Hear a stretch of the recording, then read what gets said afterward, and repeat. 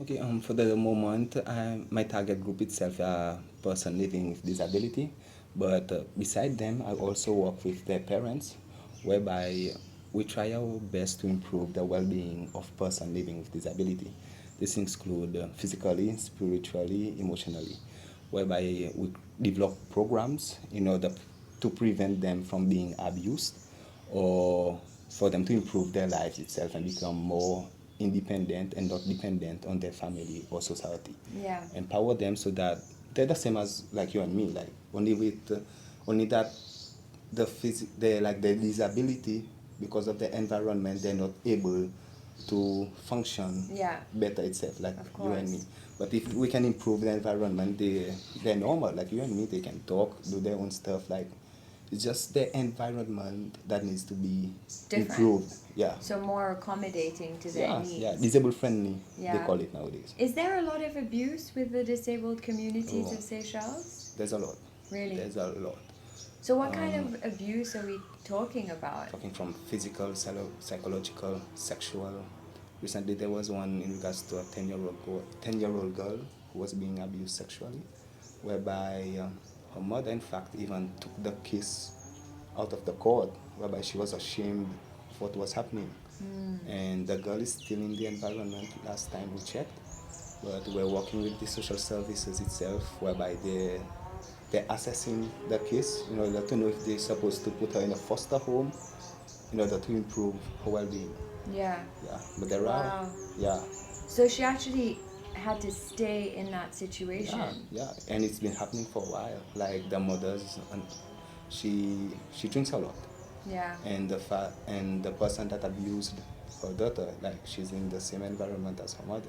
So I think that's why she felt a bit ashamed, maybe because they have a close connection. You know, like I think it's Yeah. the member of the family itself. But that's what happens regularly in Seychelles, right? It's Yeah.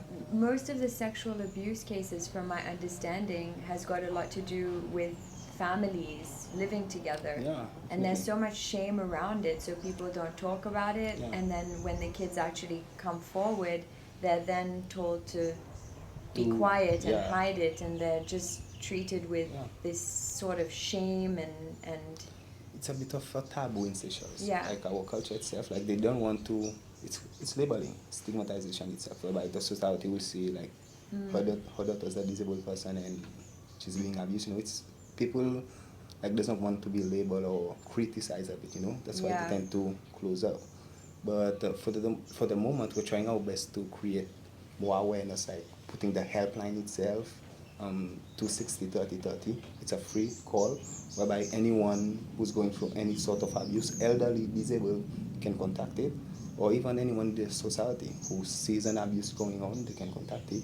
Whereby we get in touch with social services and other stakeholders involved.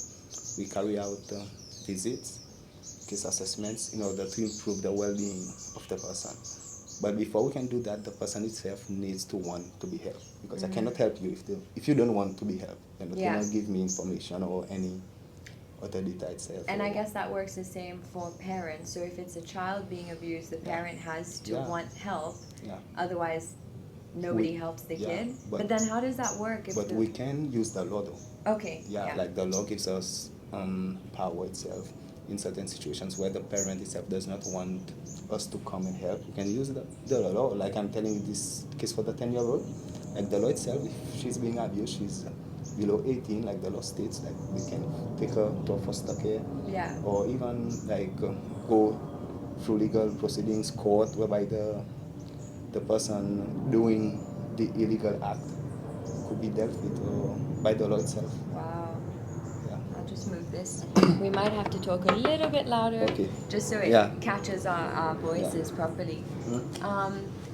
Yeah, that's really interesting. And so basically, the way that this is set up, if I understand correctly, is people call if they Yeah. have an issue or somebody else has an issue, Yeah. and then it's dealt with through social services, and then the police or Yeah, because we have to like look at the mandate and, as I said, the law. Like we do not have like a law itself whereby us, the elderly and diesel division, I can come to your home. Like if there's an abuse, I can enter, and like there's nothing Intervene. supporting me to come and reach your peace at your home. Okay, yeah. You know, yeah. So we need like social services who has the mandate, like the social workers to, like, their job itself is to ensure social care, social justice, well-being of people. And there's the police who enforces the law, whereby the social services knows the approach to come. Yeah. Like they do their mediating itself, talking, but the police itself, if it gets out of hand, there's violence, like they provide the support.